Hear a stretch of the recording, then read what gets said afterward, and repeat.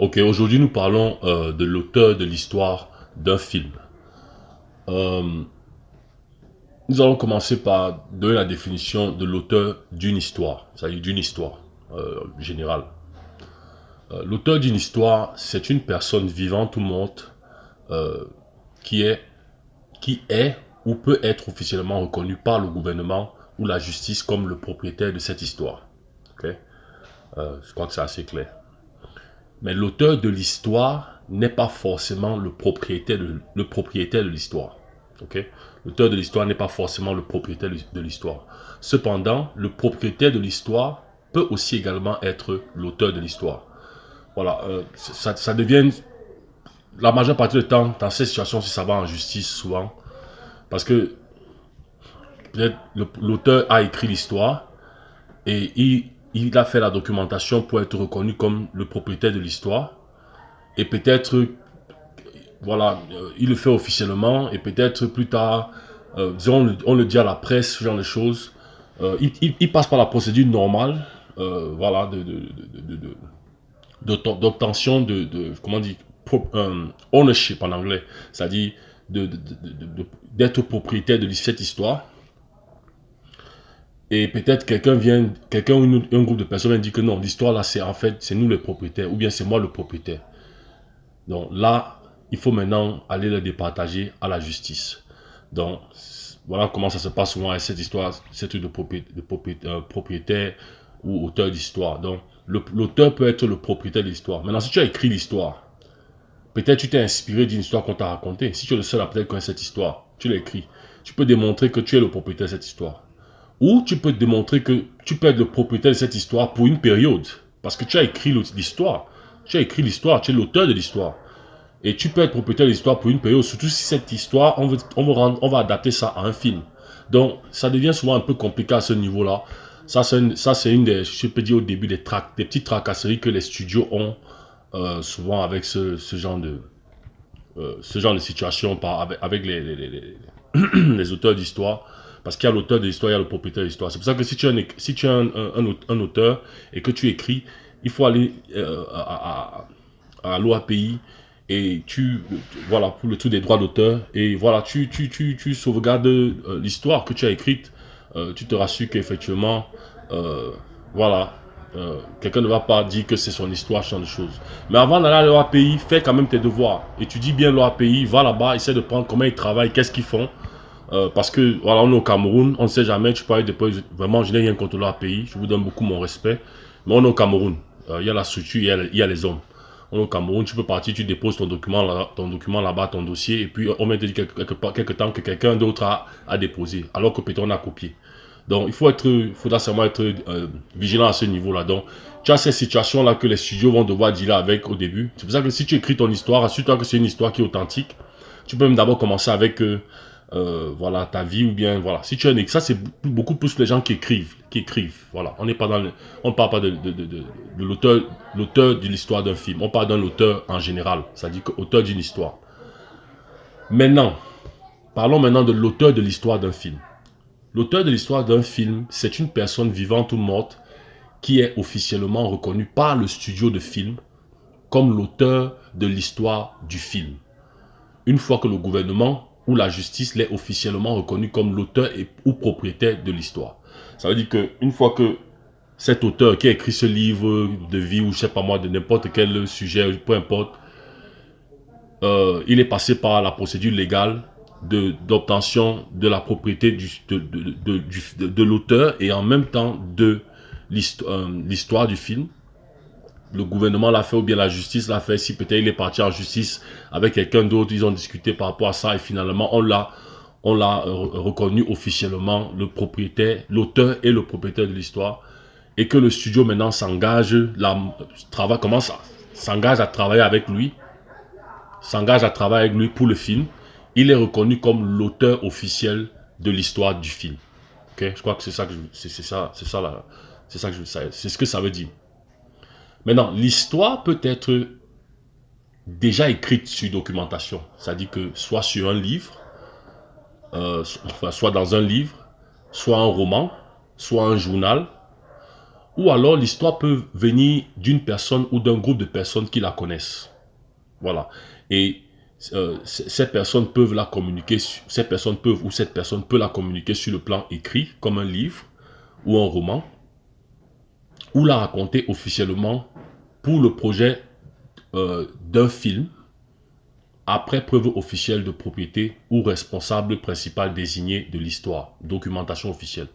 Ça veut dire qu'une personne, l'histoire peut ne pas avoir été écrite, mais une personne connaît cette histoire. L'histoire qu'on veut, l'histoire qui est, bref, une histoire. Et les studios veulent raconter cette histoire. Il a causé avec des gens, ils y sont sortis, il a raconté une histoire, ils ont dit, oh, l'histoire est intéressante, là, dis donc, nous on fait dans les films et tout ça, on aimerait faire rendre ça un truc comme un film, cette histoire-là. Mais non, c'est pas écrit quelque part, cette histoire. Donc, s'il doit le dire, parce que c'est une chose d'aller écrire, mais s'il doit la raconter, les propriétaires du studio vont devoir écrire l'histoire. Non, s'ils écrivent l'histoire, ça veut dire qu'il le fait officiellement. Ça veut dire qu'il doit prouver que il est, je ne veux pas dire l'auteur, puisqu'il n'a pas l'histoire écrite, mais prouver qu'il n'est pas forcément le propriétaire, mais prouver quand même qu'il a une sorte de propriété pour le projet du film que les studios s'apprêtent à faire. Donc, il n'est pas obligé d'avoir la propriété du film, de l'histoire sur le plan infini. C'est-à-dire que ça peut être sur le plan juste du projet du film. Et il doit le faire sur le plan gouvernemental et juridique. Bref, par la procédure normale. Une fois qu'il le fait, maintenant il peut raconter l'histoire du film. Voilà. Maintenant, il peut aussi le faire sans raconter l'histoire du film et les studios le font. Mais à un moment donné, s'il y a une personne qui vient plus tard dire que c'est mon film, si le studio n'a pas géré ça avant, voilà, ça peut être voilà, des dépenses d'argent, porter plainte et tout ça, machin, et des grosses dépenses d'argent. Donc le studio a essayé de faire tout son possible pour se rassurer qu'il a quand même un certain degré de propriété sur l'histoire du film, juste ne serait-ce que pour le projet du film. Okay? L'histoire maintenant peut être sur le plan réalité de l'histoire, fictive, c'est-à-dire imaginaire, c'est-à-dire l'histoire qu'on raconte. L'histoire peut être réelle, ça peut être une histoire réelle. L'histoire peut être possible ou impossible. C'est-à-dire que ça peut être une histoire que, ah ouais, ça c'est possible. Ou ça peut être une histoire que ça c'est impossible. C'est-à-dire que par exemple, si on dit qu'un homme, sa tête peut, je sais pas moi, ou bien un homme, sa tête peut se tourner de l'autre sens et il commence à marcher. Et, bref, voilà. Donc l'histoire peut être, c'est une histoire. Dans l'histoire, avec le cinéma, on peut raconter tout si l'histoire, qu'elle soit possible ou impossible. Okay? L'histoire peut être fausse. C'est-à-dire que quelqu'un peut raconter une histoire, mais l'histoire est fausse pour le bénéfice d'une communauté. C'est-à-dire que, parce que je me dis, pourquoi tu raconterais une fausse histoire? Une histoire, c'est une histoire. Qu'elle soit vraie ou qu'elle soit fausse, mais ce qui est sûr, c'est que sur le plan objectif du bénéfice de la communauté, le but est toujours de raconter une histoire pour le bénéfice d'une communauté, de la communauté même en général, bref, du lecteur, celui qui va le lire.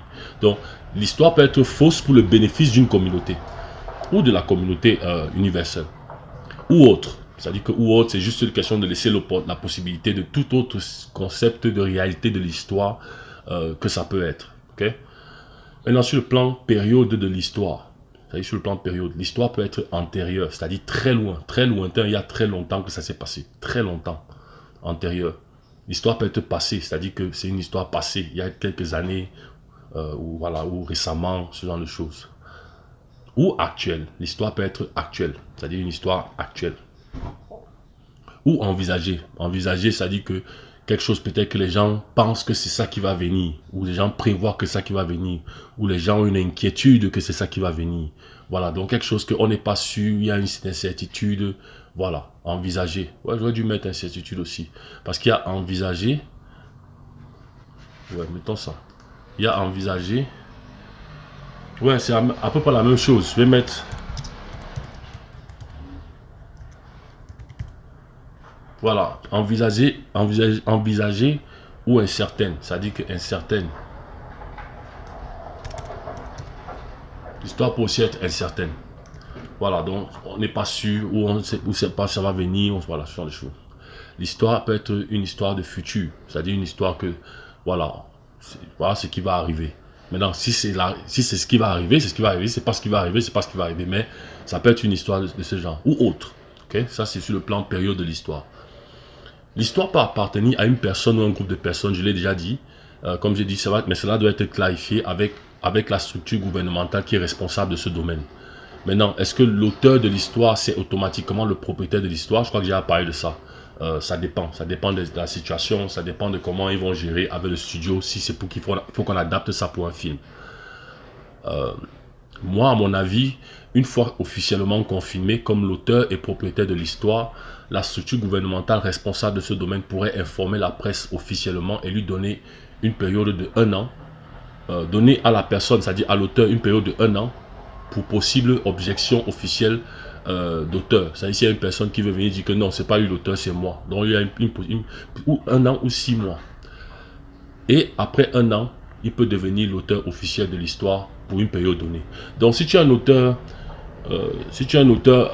d'histoire, tu écris les histoires, tout ce genre de choses, c'est mieux et que tu peut-être, parce que bon, on parlera ça dans la suite, mais quand on écrit une histoire, on ne pense pas que je veux que ça soit l'histoire si devient un film. Écris l'histoire, tu écris l'histoire. On sait déjà, parce qu'il y a tellement de livres qui existent, tellement d'histoires qui existent. Donc, le fait que ça arrive sur toi, c'est rare. C'est très difficile, pas évident. Mais si ça arrive qu'on ait fait une adaptation de ton film, mais c'est la célébration, tu es content. Tu es content. Donc, quand tu écris une histoire, rassure-toi que même s'il n'y a pas des gens qui vont venir te proposer pour un film, rassure-toi quand même que tu as ces détails d'information. Fais tes devoirs, mets à la presse, communique, présente que tu es l'auteur, tu as ta documentation, tout ça. Voilà le livre qui est sorti, voilà. Le fait de faire ça, ça doit présenter aux autres que ceux qui pensent que c'est eux les auteurs, venez dire que vous êtes et qu'on règle la situation. Donc si ça passe des années, personne ne vient dire, et tu l'as fait durant toutes ces années, chaque année tu as présenté, et le jour où on vient te voir pour un film, qu'on veut faire une adaptation sur ton livre ou sur ton histoire, sur l'histoire que tu as écrite sur un film, techniquement, il n'y a personne qui va venir parler. Parce que si quelqu'un vient parler, ça va faire 5 ans, 4 ans, 7 ans, peu importe la période, que tu ne fais que parler, présenter de ça, que s'il y a quelqu'un que machin, et tu as la documentation officielle, tu vas à la cour, tu vas à la justice, tu vas à la presse, personne n'est venu parler. Alors, ça ne va pas être évident pour quelqu'un de venir te déranger avec cette histoire de que c'est lui l'auteur. Et techniquement aussi, tu n'auras pas tort. C'est pour ça que c'est important quand tu fais un livre et que tu penses qu'il y a possible. Mais non, c'est pas que tu vas. Quelqu'un peut venir te voir. C'est toujours possible qu'un studio vienne te voir pour des adaptations de films. Donc il faut tout garder ça aussi en tête. Donc il faut te protéger ton projet. Ton projet d'écrit de l'histoire. Donc ce sont les situations, aller à la cour, ce genre de choses, c'est les situations qui arrivent constamment.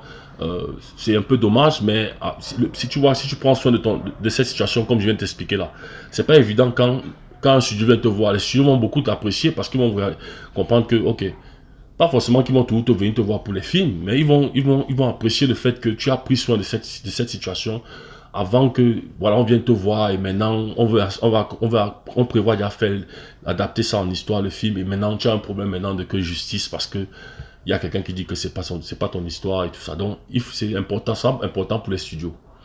Maintenant, il y a les auteurs littéraires en général et il y a les auteurs littéraires en général et il y a les auteurs de cinéma et il y a les autres styles d'auteurs. Ok?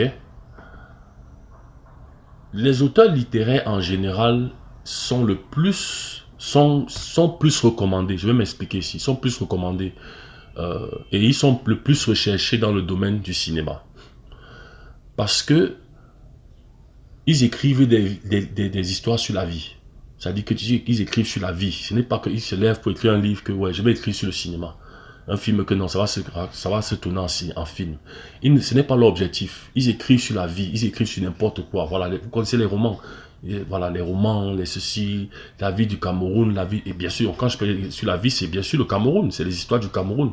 C'est pas toujours, parfois ça peut être des histoires fictives camerounaises, ça peut être des histoires de potentiel, de futur, de business, de ceci, tu vois, vous savez comment le Camerounais, il y a beaucoup de choses qui doivent être faites, beaucoup de choses qui doivent encore être créées dans notre pays. Donc il y a les possibilités d'écriture pour tous ces domaines-là, et des histoires dans ça. La vie de quelqu'un, la vie d'un travailleur dans le business, la vie d'un travailleur dans la police, la vie d'un docteur, il y a tout ce monde-là. Donc, c'est un monde totalement vierge au Cameroun. Donc, ça, ce serait...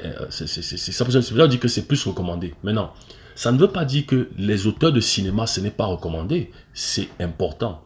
Le seul petit problème, bon, pas problème, le seul petit truc avec les auteurs de cinéma, c'est que quand tu commences à être auteur de cinéma, tu écris une histoire, c'est bien, tu écris une histoire. Tu es focalisé sur être auteur de cinéma.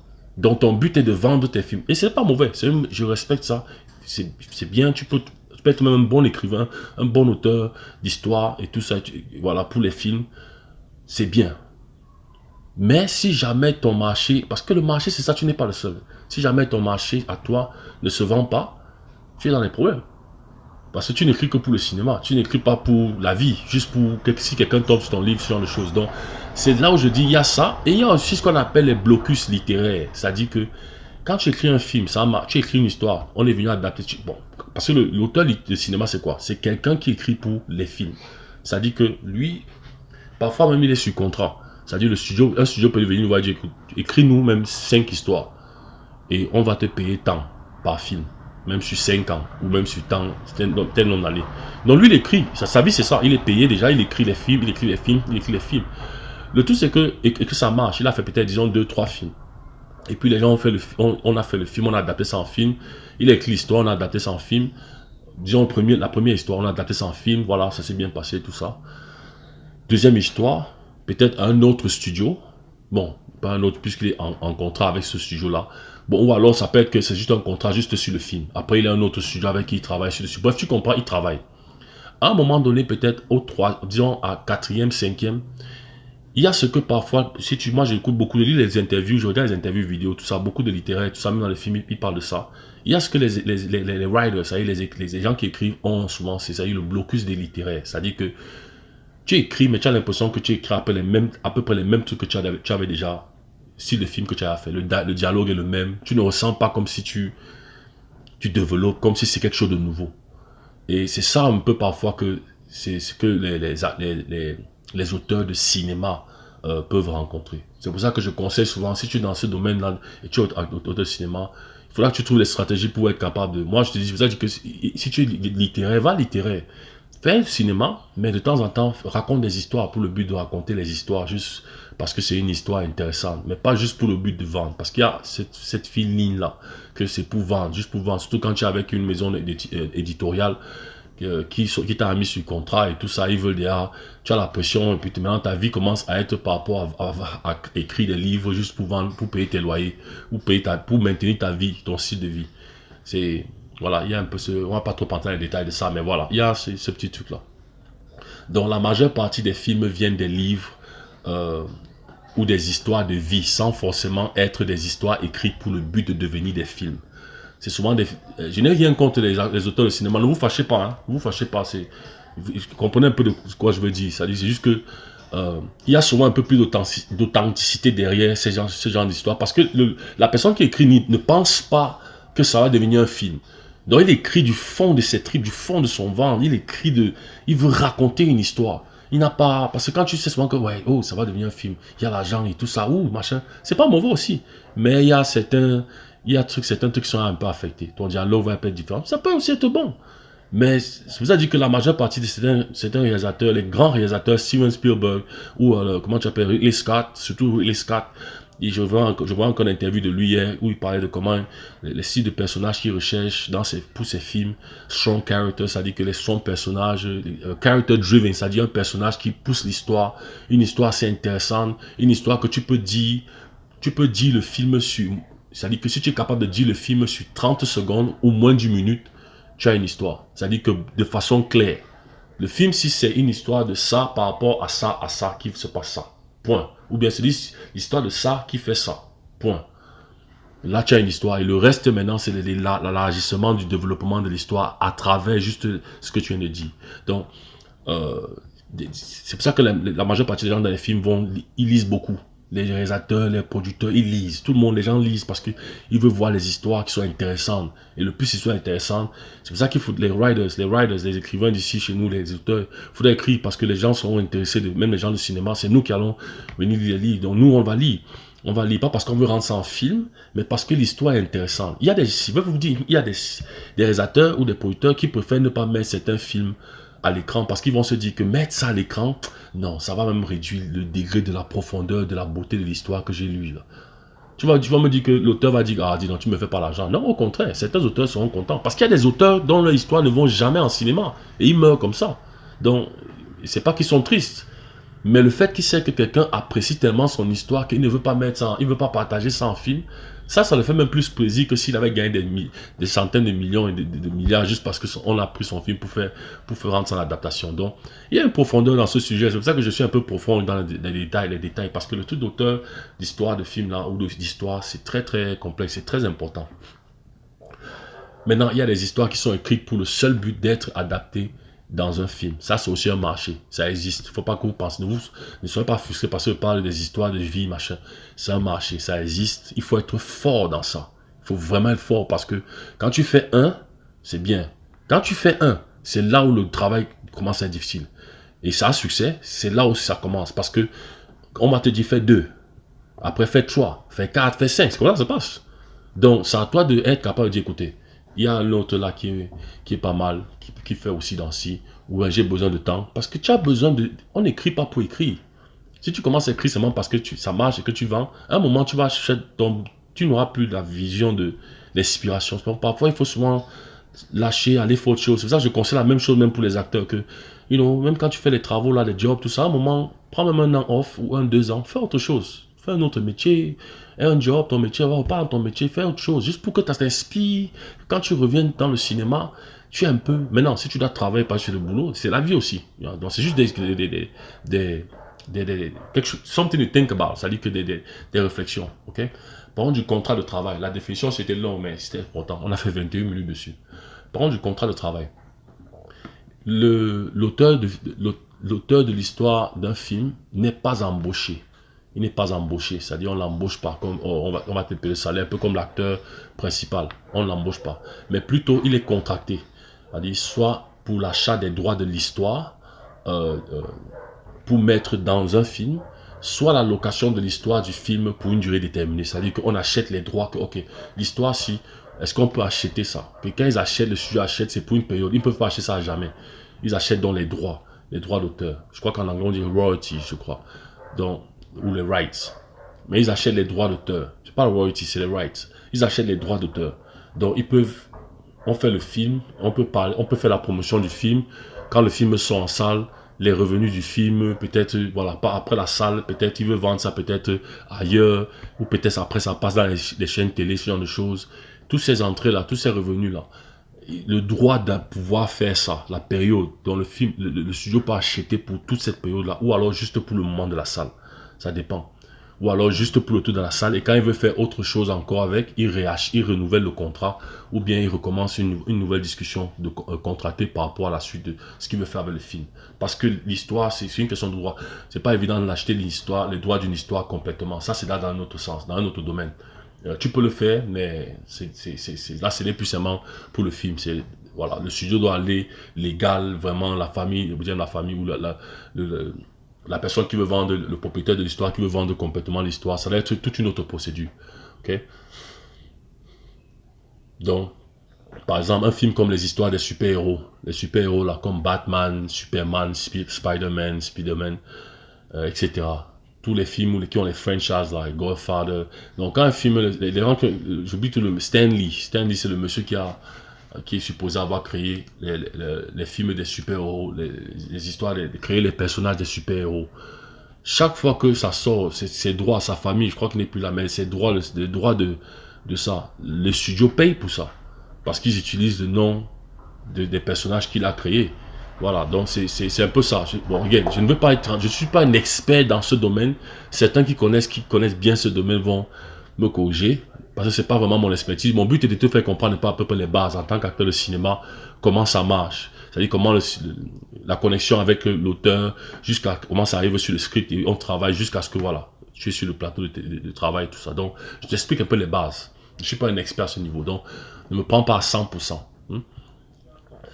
Maintenant, la discussion officielle entre lui et le producteur exécutif et les patrons du studio du producteur commence. C'est-à-dire qu'ils ont une discussion. C'est-à-dire que pour le contrat, ils ont une discussion. L'objectif, c'est quoi? L'objectif, c'est de présenter l'opportunité de raconter l'histoire de cette histoire en film. Donc, les patrons de studio et le producteur exécutif, comme vous savez, c'est tout le producteur exécutif, le manager qui manage le projet.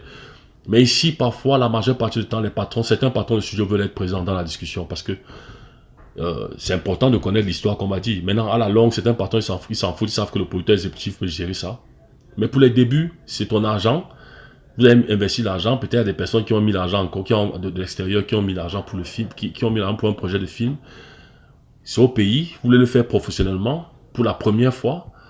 C'est pas évident de redire que tu rates cette rencontre, cette discussion avec l'auteur. Tu veux t'asseoir pour... D'abord, tu as lu le livre. Eux tous ont lu le livre. Lu le livre, voilà, le livre ou le roman, peu importe. Ça t'a plu. Et puis maintenant, tu veux savoir, avec le producteur, si vous avez discuté, comment vous voulez l'adapter le livre. Est-ce que vous allez aller exactement comme le livre ou bien les choses qui vont vous allez changer par rapport à la suite, à la fin du livre, de comment l'histoire se passe, ou alors vous n'allez pas couvrir tout le livre dans le film. On va seulement couvrir une partie de l'histoire du livre et rendre ça un film.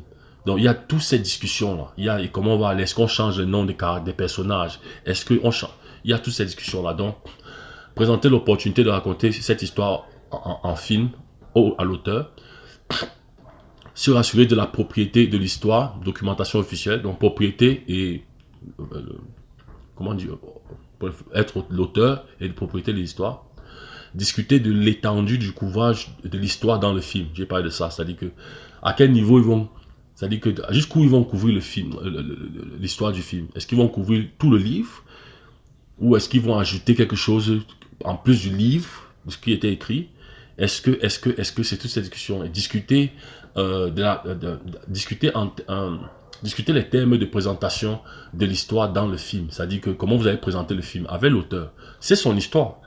Donc, ils doivent présenter... L'auteur peut dire non, moi, je ne veux pas que vous dites ça comme ça, je ne veux pas que vous dites... Donc, ça, c'est là où les négociations, les discussions commencent.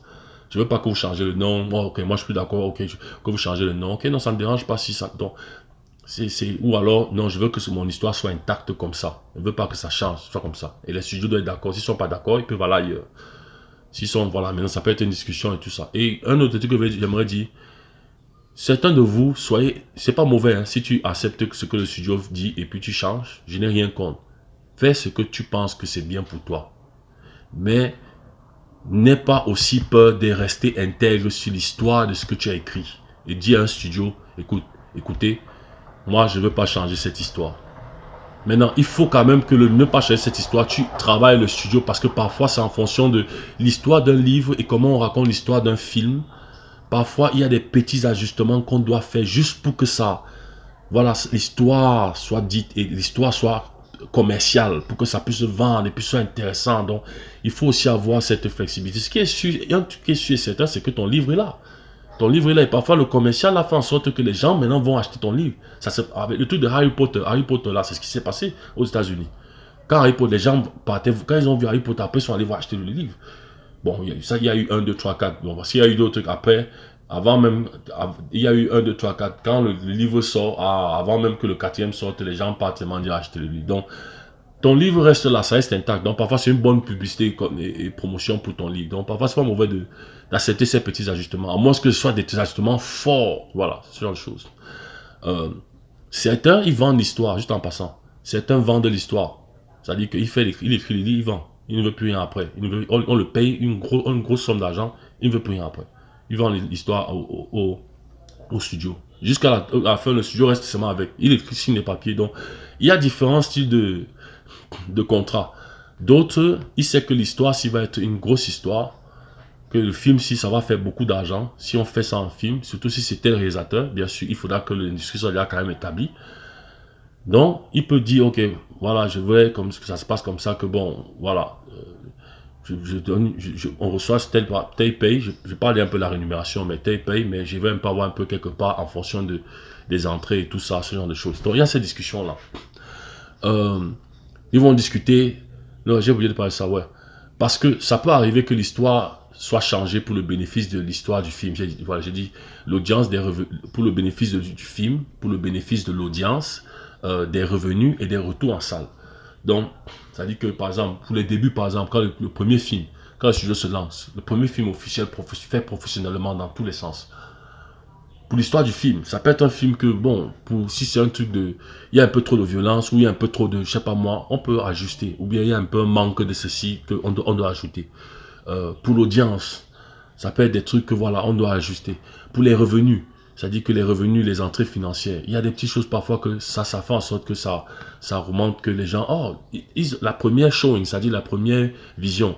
Après, ils vont dire aux autres que, dis donc, il y a tel film qui est sorti là, que gars, il faut go voir sans salle. Les gens partent voir ça, ils vont encore, il y a tel film qui est... C'est comme ça se passe, donc les revenus augmentent. Et les retours en salle, c'est quoi? C'est que quand l'histoire était bien dite, parce qu'on a ajusté si ça, ce n'était pas exactement forcément comme on a rendu ça cinéma, on a adapté ça à un film, ça fait confiance, l'audience fait confiance au studio. Et le prochain film, le studio part. Les gens vont voir le film. Ils vont aller voir le film. Parce qu'ils font confiance. Oh, l'histoire a été bien dite. Pourtant, elle a été ajustée. Elle a été légèrement ou peut-être un peu considérablement ajustée par rapport au livre. Voilà, donc il faut que tu considères ça. Discuter les thèmes d'écriture du scénario. C'est-à-dire que, voilà, quand on va discuter le scénario, bien sûr, le scénariste doit être là. La majeure partie du temps, à ce niveau-ci, il n'y a pas encore de scénariste. Mais c'est souvent important d'avoir déjà, le producteur doit déjà exécuter, d'avoir déjà quelques contacts de personnes avec qui, parce que quand il cause comme ça, quand il cause comme ça avec l'auteur, il doit être, quand il termine les discussions, parce que c'est pas une seule discussion, ils s'appellent, ils se voient en rendez-vous, ils vont manger, dîner, ils discutent ces genres d'informations, tout ça. C'est comme ça que ça se passe, ils causent, ils discutent, ils discutent. Et entre-temps, quand il termine ces discussions-là, il doit être au téléphone avec des scénaristes, différents scénaristes en même temps. Voilà, voici le projet sur lequel on travaille, on est en train de discuter avec l'auteur. Voici comment il veut on écrive ça, ou bien voici comment il va l'écrire. Voici comment. Donc, parce que ce n'est pas qu'on te prend directement, toi, le scénariste, que tu vas faire le scénario. Mais la procédure là commence déjà. On n'attend pas que quand on a déjà validé le contrat avec l'auteur, que maintenant, comment on fait le casting, cherchons maintenant le scénariste qui va écrire le film. Non, la procédure là commence déjà légèrement. On cherche déjà qui peut écrire ce genre de choses. Après, quand tout est validé avec l'auteur, on commence maintenant officiellement à vraiment concrétiser qui va écrire, qui va être le scénariste pour ce film.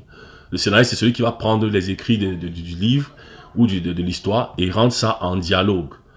En dialogue et ajusté en fonction maintenant de l'histoire, en fonction de façon cinématographique, pour que le film soit bien, voilà, l'histoire soit bien écrite sur le plan cinématographique.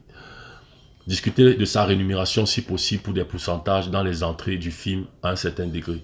Donc ici, c'est là où on parle de rémunération. Comme je dis, il discute de ça. Discuter de son contrat de travail par rapport au projet de film. Quoi faire, quoi ne pas faire, etc. Les contrats sont généralement rédigés par le producteur exécutif et ses assistants ou des services de rédaction de documentation officielle. Voilà. Pour les débuts, je crois que il faut, quand tu es producteur exécutif, crois-moi, il faudra que tu rédiges ces contrats. Tu vas apprendre énormément. Rédige ces contrats. Même si tape-les, tu es même ton assistant, et tape sur toi, tu donnes les études. Tu tapes parce que tu vas apprendre. Après 2, 3, 4 films, tu es après. Tu peux maintenant envoyer ça à un service vous pouvez envoyer ça à un service de rédaction. Ils savent, maintenant, en fonction du film et tout ça, ils savent comment rédiger le contrat, de ceci, c'est de machin. Là, ça se passe plus vite. Mais là, tu connais. Mais si tu commences maintenant à donner ça à un service de rédaction, il faut commencer. Tu ne vas pas connaître. Tu donnes seulement un service de rédaction. Il faudra que tu connaisses un peu. Ouais, j'ai parlé de discuter de son contrat de travail par rapport au projet du film. Quoi faire, quoi ne pas faire. Quand une fois qu'il signe son contrat, il faut qu'il sache quoi faire, quoi ne pas faire. Parce que oui, c'est ton film, c'est ton histoire. Mais maintenant, quand c'est un film, tu as donné les droits, maintenant, tu as d'accord avec les trucs qui sont passés, l'accord dans les contrats. Il ne faut pas que tu viennes sur le plateau et dises, oh non, non, non, pourquoi on dit ça? Oh, pourquoi le texte là dit ça? Pourquoi? Non, non, non, non, on a tout expliqué sur le contrat. Tout est là sur le contrat, on s'est entendu, on a signé le contrat, tu es d'accord, tout ça. Il y a un avocat, je vais parler de ça tout à l'heure, il y a un avocat qui était présent, tout ça, machin. On a signé, tout est clair. Qu'est-ce que tu fais, qu'est-ce que tu ne fais pas? Durant tout le projet du film. Tu as le droit d'être là, présent, dans le plateau, ou mais pas proche au point où on ressent la pression de l'auteur, parce que la production ressent ta pression. Parce que quand on voit l'auteur dans le plateau, il faut quand même qu'on ressente que non, ça va, il est cool, tout va bien. Mais il ne faut pas qu'on ressent la pression comme si, oh, pourquoi on dit ça? Pourquoi ils ont changé mon texte? Pourquoi on est en train de filmer, tout a déjà été discuté, machin, là, non, voilà, donc il y aura cette discussion-là. il doit avoir un avocat présent pour la confirmation écrite et signature de son contrat de travail. Je vois, je viens de parler de ça. C'est important que tu aies un avocat. Toi, en tant qu'auteur, tu dois avoir un avocat. Pendant que vous allez discuter tous ces thèmes-là, l'avocat doit être présent. Voilà. Et puis, une fois que vous devez valider la signature, tu dois lire tous tes contrats, toutes les informations sur le contrat. Tout. Ça, vraiment, si tu ne lis pas, lis ces informations. C'est pas des petits trucs. C'est parfois des trucs de 100 pages, 100, 200 pages. Ça dépend maintenant voilà, ça dépend du contrat, de quelle personne c'est, de quel travail c'est, de quoi. Voilà. C'est des trucs comme ça. Parfois 50, 60. J'ai peut-être exagéré dans les 200 pages. Mais il y a des contrats comme ça, hein. Ouais, il y a les informations. Donc, ça dépend. Je crois dans les 50 pages quand même. Ou peut-être moins. Si c'est un livre ou si c'est un livre et l'auteur n'est plus là, ça veut dire que c'est un livre et la personne qui a écrit le livre, l'auteur n'est plus là, et il était peut-être le propriétaire. La famille directe ou indirecte devrait normalement être désignée officiel auteur de l'histoire du film, à moins qu'il y ait un testament dessus. Voilà, donc on va pas trop entrer dans ça, mais vraiment, on est au Cameroun, j'ai dit direct ou indirect, parce qu'on a les cousins chez nous, la famille africaine est grande. Ça, c'est des trucs que quand c'est que les gens ne sont pas d'accord, ça va en justice. Ça va en justice et c'est la justice qui règle ça, ce genre de choses. Parce que si l'histoire doit être dite, c'est pour ça que certaines familles, il faut que vous entendez quand il y a souvent, par exemple, il y a quelqu'un qui écrit une bonne histoire et que peut-être quelqu'un va rentrer dans l'adaptation, c'est important de mettre les trucs de côté et voir comment vous allez vous entendre pour, voilà, pour tous bénéficier de l'argent financier qui va venir par rapport à la datation de ce projet, de ce livre en film. Voilà. Parce que parfois aussi, ça peut frustrer les studios. Il va que l'histoire est bonne, mais la famille ça va seulement le gâter. Ils sont tellement tendus entre eux que, gars, si on force à bailler l'histoire, ça va même créer des problèmes encore plus. Donc, peut-être même go avec une autre histoire. Donc, parfois, il faut souvent trouver le moyen de, voilà, mieux à gérer ça. Mais ils doivent avoir une personne qui va représenter la famille sur les documents de contrat. Donc, parce que sur les documents, il faut un nom. Donc, si c'est la famille, on ne peut pas mettre la famille. Parce qu'il n'y aura pas un responsable. Parce qu'il y a des responsabilités quand tu travailles dans le sens de que tu es l'auteur ou bien le propriétaire de l'histoire. Il y a certaines responsabilités que tu as, il y a certaines choses que tu dois faire pour le studio, il y a certaines choses que tu dois faire pour toi. Donc, ce n'est pas seulement un truc de famille que la famille et puis vous venez seulement prendre l'argent. Donc, il faut un responsable que s'il y a une chose qui n'est pas gérée du côté de l'auteur, qui n'est pas pris soin, le studio peut avoir des résolutions dessus par rapport peut-être à la rémunération, un degré de cette rémunération qui diminue, des trucs comme ça. Donc, il faut une personne responsable que la famille va désigner responsable pour représenter la famille sur les documents de contrat. Parlons de la procédure de travail avec l'auteur d'une histoire de film. De mettre de film ici.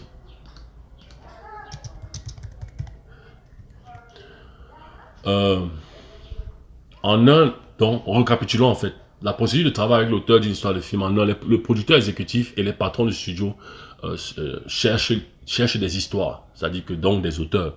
Ils cherchent des histoires intéressantes pour leur projet de film. C'est-à-dire que intéressant.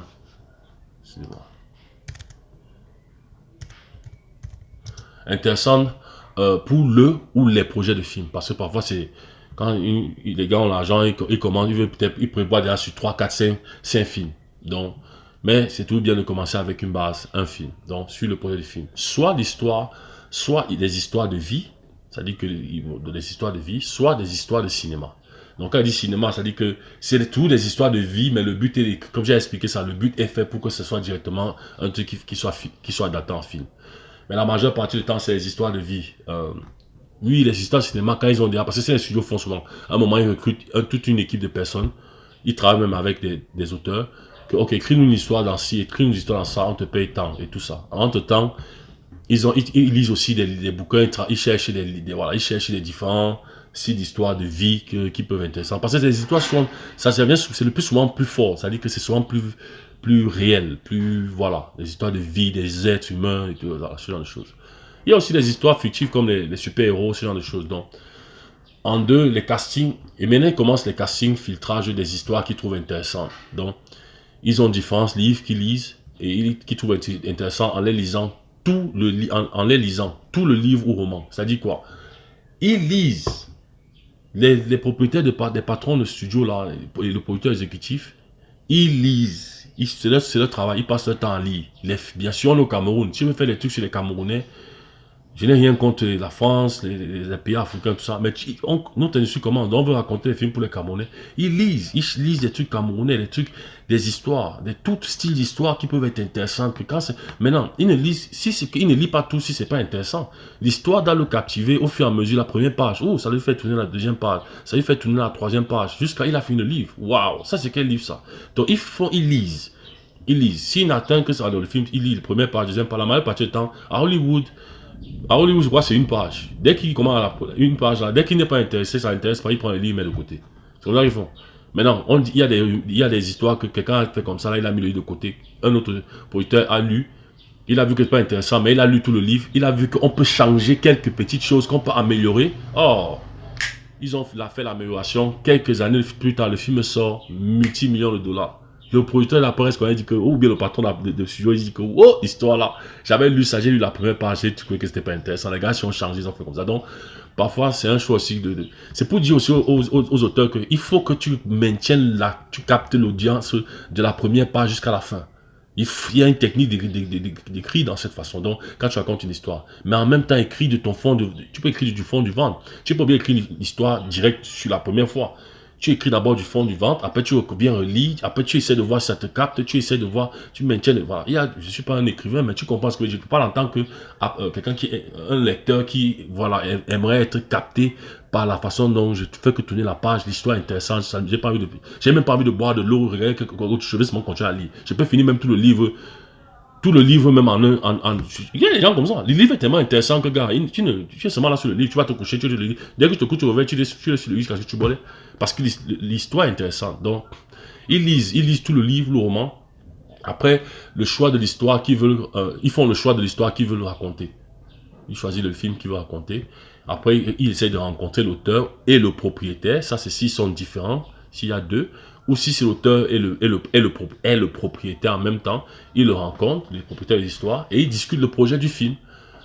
Dans la mesure où l'auteur et le propriétaire sont d'accord, si c'est deux personnes, pour leur vision de l'histoire du film, après vous allez expliquer comment eux voient le film, comment ainsi de suite, je parle un peu de ça, ils doivent signer une lettre d'engagement officielle, valide, après une certaine période donnée. Ça veut dire quoi? Ça veut dire qu'une fois que les propriétaires du studio et le producteur exécutif rencontrent le propriétaire ou l'auteur de l'histoire et ils expliquent tout, s'ils sont d'accord pour faire le film, pour que le film soit adapté et commencer la procédure de contrat, ils doivent signer une certaine forme de lettre d'engagement. C'est quelque chose qui dit que, ok, nous on s'engage à travailler avec vous pour que vous fassiez votre projet de film avec notre histoire. Cette lettre-là a une période, c'est-à-dire qu'une période, ça peut être une période de 6 mois, ça peut être une période d'1 an, ou peut-être plus. La période là, c'est pour qu'ils aient le temps de réfléchir que est-ce que c'est ce qu'on veut vraiment faire? Est-ce qu'on veut vraiment que les gars s'y fassent la vision qu'ils ont dit là? Est-ce qu'il faut que ce soit comme ça? Est-ce qu'on veut s'engager les gars pour travailler? S'ils ne sont pas d'accord, ils peuvent annuler. C'est pour ça que la lettre, c'est une lettre d'engagement ils peuvent annuler la lettre d'engagement ok, on a changé d'avis, on n'est plus d'accord, on ne veut pas, voilà, ça ne nous intéresse plus et tout ça. That's fine.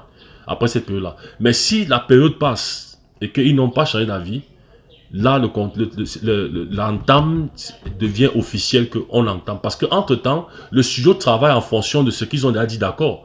Ils prévoient déjà les trucs, on travaille sur l'histoire, on commence à travailler le scénariste et tout ça. Donc, de venir dire après la période là que non, on n'est plus d'accord. Alors qu'on a commencé à travailler le scénariste, le studio a perdu en argent et en ressources. Donc, c'est pour ça que c'est important d'avoir ces lettres d'engagement là.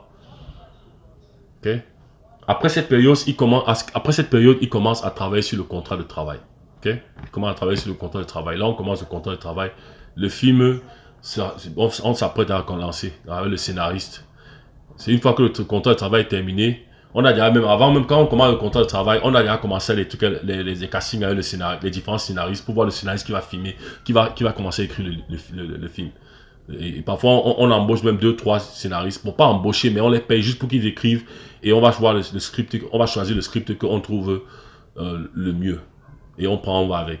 Mais tu n'as pas perdu si on ne sélectionne pas ton script ou bien ton scénario parce que ça va montrer que tu es capable. Donc, surtout dans une industrie qui commence, Il y a un autre studio, quand un autre studio s'ouvre, ils vont dire, yo, mais l'autre qui a écrit le script, on n'a pas pris là.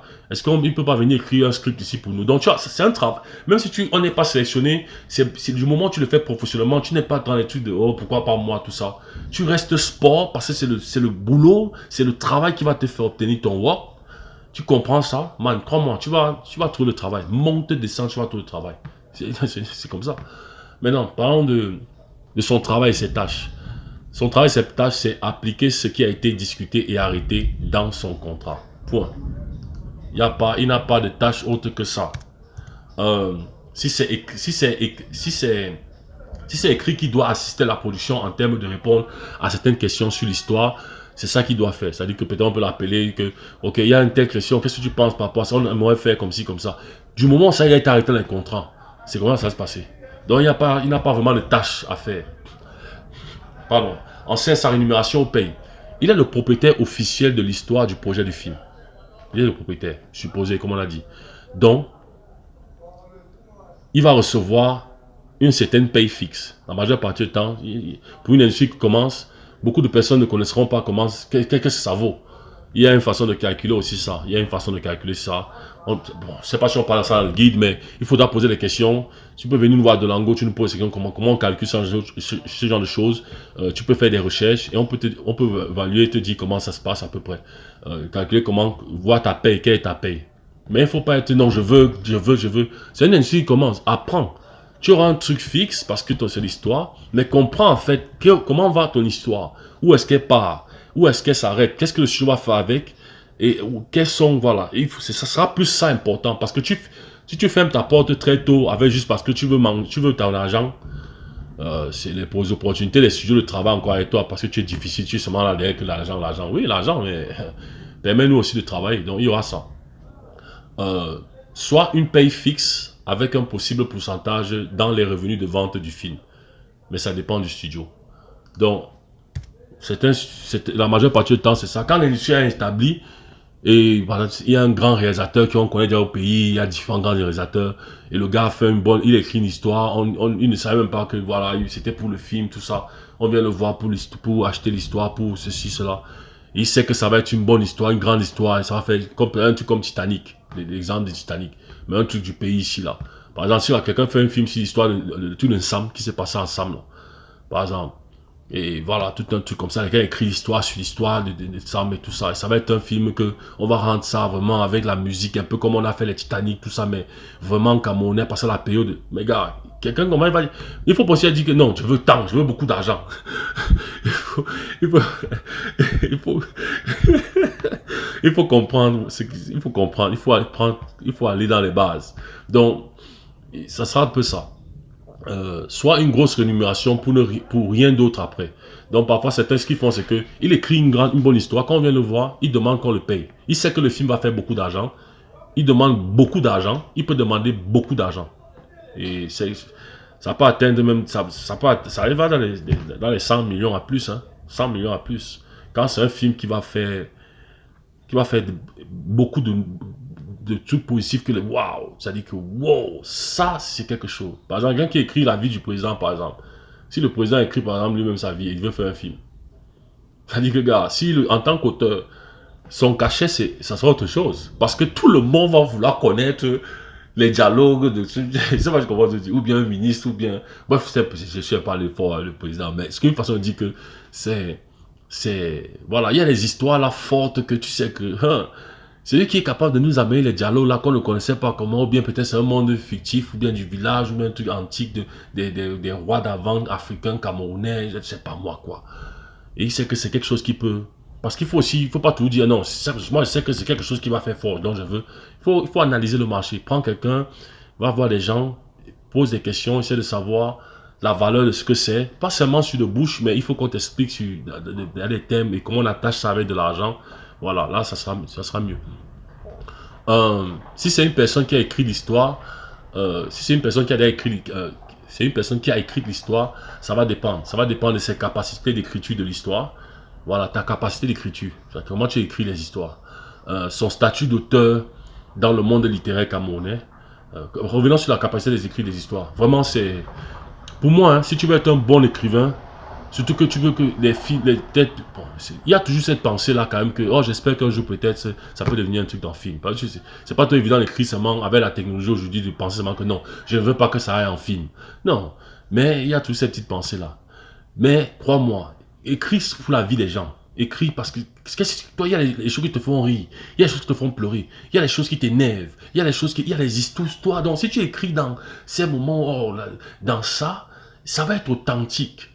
Ça va être authentique. Donc moi, pour moi, je ne suis pas un écrivain, mais je sais que pour moi, quand je lis quelque chose, je suis un lecteur, je lis quelque chose pour peut-être adapter ça en film, bien juste pour moi propre, avant même que je ne sois dans le domaine du cinéma, même quand j'étais juste un simple régulier, une simple régulière personne dans le domaine du sport, du basket, il y avait des trucs que je lisais, ça m'intéressait. Donc moi, je ris ou bien je pleure, je me sens triste. Je dis, oh mais le truc, si ça fait comme ça. Mais même si je ne montre pas mes émotions à moi-même, mais je ressens ces émotions à l'intérieur de moi. Donc, et j'apprécie l'histoire. Donc, pour moi, ce que veut dire la quantité de la capacité d'écriture, et c'est pas ce que je dis, c'est comment les gens ressentent quand ils lisent.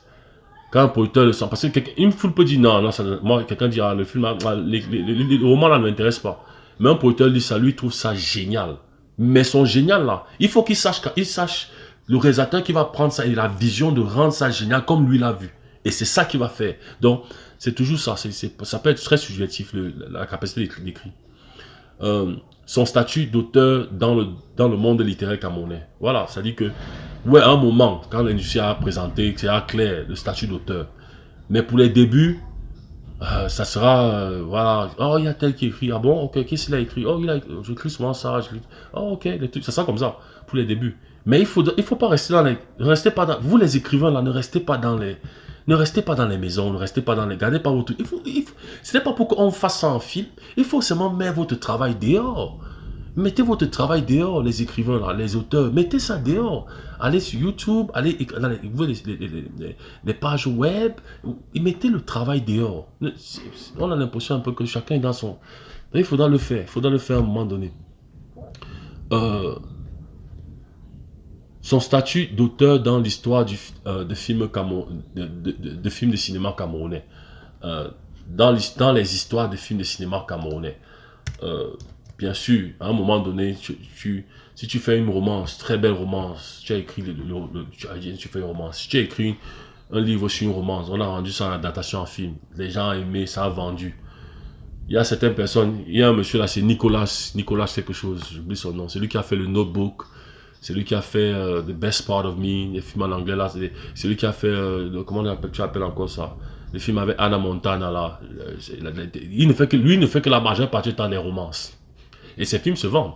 Ça se vend, ça fait beaucoup de blocs, ça se vend. Mais, again, il ne faut pas rentrer trop dans ce truc-là parce que c'est une bulle qui peut te faire, il faut varier, il ne faut pas forcément être seulement auteur de cinéma. C'est ça que je dis parce que parfois, ça te rattrape. L'industrie est longue, hein, c'est des années. Tu peux avoir 5 ans ou 7 ans de bonne run, beaucoup d'argent sont entrés, tout ça. À un moment, gars, ça ne marche plus. Tu fais comment? Tu as un lifestyle de vie, de confort, de ceci. Les charges là ne font que venir chaque mois, man. Ça ne nous pas que, gars. Les entrées ne sont plus les mêmes. Ah ouais, c'est comment ça se passe, hein? Donc, il faudra être parfois un peu conscient de cette histoire-là. Son expérience, nombre de films, court-métrage, moyen, long métrage. Excusez-moi. Long métrage dans le domaine de la littérature camerounaise et du cinéma camerounais passé ou autre pays. Donc, ton expérience que tu as écrit, quelle est ton expérience dans le domaine de la littérature camerounaise, le cinéma camerounais passé, ou dans d'autres pays, peut-être tu es en France, tu es un Camerounais qui vit en France, ou qui vit en Allemagne, ou en Europe, ou je sais pas moi, et tu as écrit là-bas des trucs camerounais, ou des trucs, je sais pas moi. Donc, quelle est ton expérience? Son degré de professionnalisme de travail, donc comment professionnel tu es, parce qu'il y a l'art et il y a le professionnalisme. Donc ton agent, les emails, répondre à les emails, être connecté, disponible pour le travail, tout ça, voilà. Parce que quand le contrat est signé, c'est automatique, parce que si tu n'es pas comme ça, eh ben, le studio ne sait pas avec toi, mais tu vas devoir le payer, ils peuvent te porter plainte. comment on dit, breach of contract, non-respect du contrat par rapport à certaines clauses de ce que tu devais faire, ce que tu, dans les temps de ceci, cela, c'est comment ça se passe. Donc, le professionnel, dès que tu signes le contrat, non, tu vas être professionnel. Parce que quand on te donne l'argent, quand on te porte plainte et l'argent que tu dois payer après, tu fais comment? N'importe quel travail que tu as, on vient prendre une partie de l'argent là chaque mois pour que tu rembourses. Parce que c'est ça. Donc, c'est un peu comme quand ça devient pour le professionnalisme. Et puis, c'est pour ton bien. C'est pour ton bien. Tu as signé l'accord, d'accord, que tu travailles, tout ça. Ça demande de paye par rapport à l'histoire du film. Il faut que tu aies une demande de paye. Il faut qu'il ait une demande de paye. C'est ça qu'il faudra connaître la valeur de ce que ton travail, de ce que tu fais. Au début, il faudra plus observer. Il faudra pas être, surtout pour les débuts, il faudra pas être que je veux l'argent. Il faudra observer. Il faudra regarder. Parfois, ça sera même pas beaucoup d'argent, ça sera juste. Mais il faut savoir ta valeur. Il faut chercher ta valeur. C'est quoi? Poser des questions, faire des recherches. Voilà. Ne pas être précipité, pressé de vite signer le contrat de ouais, acheter ou bien ouais, je vous donne les droits pour le moment. Il faudra un peu avoir une certaine connaissance dessus. Le respect des termes et des clauses de son contrat. Donc, il faudra que tu respectes ton contrat. Les projections des entrées revenus financières du film. Important, mais pas toujours. Je crois que j'ai parlé de ça. Important, mais pas toujours. J'ai parlé de ça. C'est-à-dire que tu peux faire des entrées par rapport... ça peut arriver que tu fasses des entrées par rapport au film. C'est-à-dire que par rapport au film, si le film va être vraiment quelque chose qui va exploser, en plus de ce que tu as... Parce que ton film, l'histoire est importante. Parfois, c'est même une histoire qui continue. Il y a la suite. C'est une histoire qui continue, donc les gens vont tout utiliser. Donc parfois, il y a les possibles pourcentages de revenus sur les entrées financières du film. Si c'est un livre où l'auteur n'est plus là, la famille directe ou indirecte devrait normalement recevoir la rémunération pour l'histoire du film. Pour l'histoire du film. À moins qu'il y ait un testament dessus. Voilà, c'est juridique. Je crois que ça c'est clair. L'auteur de l'histoire du film et l'acteur de cinéma. Travail professionnel. Cela peut arriver qu'il soit présent dans les plateaux de shooting. Mais pas aussi proche. Une fois de plus, il est l'auteur de l'histoire du film. Tu peux le voir peut-être avant que vous commencez à filmer le matin, peut-être voilà, quand tu es en train de prendre ton café, peut-être tu as terminé ton make-up, tu t'apprêtes à aller faire peut-être la première prise ou bien peut-être le premier tour d'entraînement, juste peut-être avec les caméramans et le réalisateur, peut-être tu le vois, il est peut-être là assis quelque part, il est là, c'est l'auteur, on te le présente, tout ça, tu es un peu sociable, donc tu peux, voilà, tu es un peu sociable avec lui rapidement après, ou alors entre les pauses, ce genre de choses. Mais c'est pas qu'il sera là sur tous les plateaux, partout, non. Dans son contrat, c'est pas comme ça. Mais il a le droit d'être présent sur l'espace de travail. Il a le droit, il peut être présent tous les jours, mais ça va seulement dépendre de où il se positionne, où il est, parce qu'on ne veut pas. C'est pour réduire la pression de l'auteur est là. Donc, parce qu'il y a certains auteurs, ils sont compliqués, hein, par rapport à leur script, par rapport à leur scénario, leur histoire. Donc, tout est dit dans les contrats. Son titre lui donne le droit d'être présent dans le projet de film, mais avec des limites. Okay? Je vais expliquer ça. Donc, tu peux le voir rapidement, être social avec lui ou elle, parce que ça peut être une femme, l'auteur. J'ai parlé de ça. Entre les moments de pause. Je te conseille toujours de lire l'histoire du film que tu vas filmer. Peu importe ton rôle dans le film, si tu as l'occasion. Donc, quand tu vas faire un film, peu importe le rôle que tu vas jouer dans le film, cherche à savoir s'il y a le film, s'il y a un livre ou bien une histoire derrière le script. Parce qu'on te donne le script. Quand tu vas au casting, on te donne le script, on te donne le scénario. Maintenant, cherche à savoir, ou bien quand on fait l'annonce, on va parler de tel film, l'histoire de ceci, cherche à savoir s'il y a une histoire derrière. Ça te donne plus de insight. Le script qui est écrit, le scénario qui est écrit, c'est une partie de l'histoire. Même si c'est l'histoire de tout le livre, on ne met pas tout ce qui est dans le livre, dans le script, dans le scénario, parce que ce n'est qu'une heure, ou 1h30, ou 1h40, ou 2 heures. Donc, cherche, si tu peux, lis le livre. Parfois, ça te donne plus d'insight en termes de de personnages, voilà. Tu peux avoir plus d'informations pour tes devoirs en tant qu'acteur de cinéma. Donc, va et achète le livre et lis-le. Beaucoup de insight de l'histoire du scénario. En 7, le travail professionnel. travail professionnel, l'auteur de l'histoire du film et le réalisateur. Okay? Tout est clair en termes de comment le réalisateur et l'auteur de l'histoire du film travaillent. Tout est clair dans le contrat de travail de l'auteur sur la façon de travailler avec le réalisateur pour limiter les problèmes ou situations de l'histoire, sur l'histoire. Donc, tout doit être bien défini. Comment il doit être, qu'est-ce qu'il va faire, qu'est-ce qu'il ne doit pas faire, qu'est-ce que le studio doit faire pour lui, qu'est-ce que le studio ne peut pas faire pour lui. Voici ce qui doit arriver s'il fait ce qu'il n'est pas supposé faire. Voici ce qui peut arriver, les clauses de ce que ça dit. C'est comme ça. Tout est clair en son droit. Donc quand il vient, la relation entre le réalisateur et l'auteur, techniquement l'auteur, pendant les shootings, l'auteur n'a rien à dire l'auteur n'a rien à dire au réalisateur. À moins que le réalisateur pose une question sur telle situation de script, de cela, machin. Voilà. L'auteur n'a rien à dire au réalisateur. Il est en train de filmer. Tout ça, ils le font avant. Après, quand c'est le moment de shooting, c'est plus ça. En 8, les qualifications d'un bon auteur d'histoire de film. Vraiment, à mon avis, personnellement, pour moi, écrit pour dire l'histoire que l'auteur lui-même, c'est-à-dire, comment je veux dire ça? J'ai pas bien... Ouais, voici ce que je pense.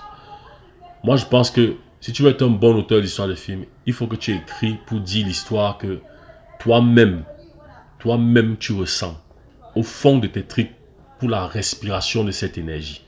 Parce que quand tu racontes une histoire, quand tu écris une histoire, c'est une histoire qui sort, non? Tu la mets sur écrit, ça sort. Donc, ça respire. Peu importe, c'est pour ça que je dis dans le truc, dans la définition de je ne sais plus quoi, peu importe si dans la définition des personnages, c'est des personnes qui ont vécu ou pas, ou fictifs. Mais c'est une énergie que tu libères. Qu'elle soit à l'intérieur de toi ou pas, mais c'est une énergie qui sort.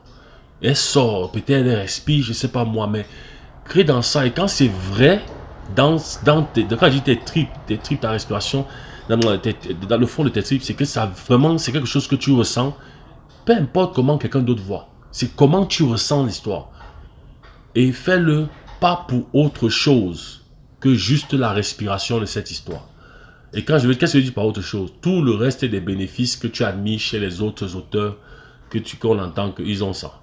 La paye, la voiture, les ceci, les contrats de ceci, tant mieux. Tout ça, ça peut venir. Peut-être même ça va venir. Mais si jamais ça ne vient pas, quand vous tous vous êtes partis, vous tous les auteurs, de quoi parle-t-on lorsqu'on pense à vous? Dis-moi. Les bénéfices que vous avez eus quand vous vivez, ou les éternelles histoires que vous avez écrites dont les gens en reparleront toujours et feront toujours des films dessus. Voilà un peu ce que je veux dire par rapport à, pour moi, c'est ça un bon auteur d'histoire. Il n'y a pas de je pense, il n'y a pas un mauvais auteur d'histoire, personnellement. Moi, je pense que quand je te mets à écrire, même si tu écris pour l'argent, pour faire l'argent, tant mieux, c'est un objectif. Mais écris du fond de tes écrits, peu importe si c'est bon pour moi, écris. Si c'est bon ou mauvais, que ce soit mal ou bien écrit, écris seulement avec la profondeur de ce que tu ressens. Le moment, c'était comment? Si c'est la joie, si c'est senti comment? Les détails. Parfois, trop de détails, c'est pas bon, mais ça tu dois comprendre l'histoire. Donc, tu relis ton propre truc, tu relis. Parfois, tu écris pour que les gens aiment. Beaucoup de personnes écrivent pour que les gens aiment. Oh, j'ai aimé, oh, j'ai pas aimé, j'ai pas. Bon. Les maisons éditoriales font ça. Ils amènent que, oh, il faut écrire un truc que les gens aiment. Écris pour toi. Parfois, quand tu écris pour toi, tu ressens, même si quelqu'un ne ressent pas, il y a une personne qui va lire ça un jour, il va ressentir. C'est comme ça que c'est. Donc, moi, c'est ce que je conseillerais. Parce qu'on peut essayer ici, je parle de, comment dire, soit professionnel, soit ceci, soit il y a une bonne communication avec les studios, communique bien les gens, tout ça. Ça, c'est bien. Mais à la fin, auteur d'une histoire, écrit. Là, c'est ton job, écrit. Ça vient du fond. C'est pas les personnes qui... Bon, ils ont souvent peut-être un autre travail ou qui payent vraiment les factures. Mais quand ils écrivent, ah non, ils écrivent. Ils écrivent, c'est vraiment... Voilà. Maintenant, malgré la réalité de notre pays, tu dois aimer le Cameroun.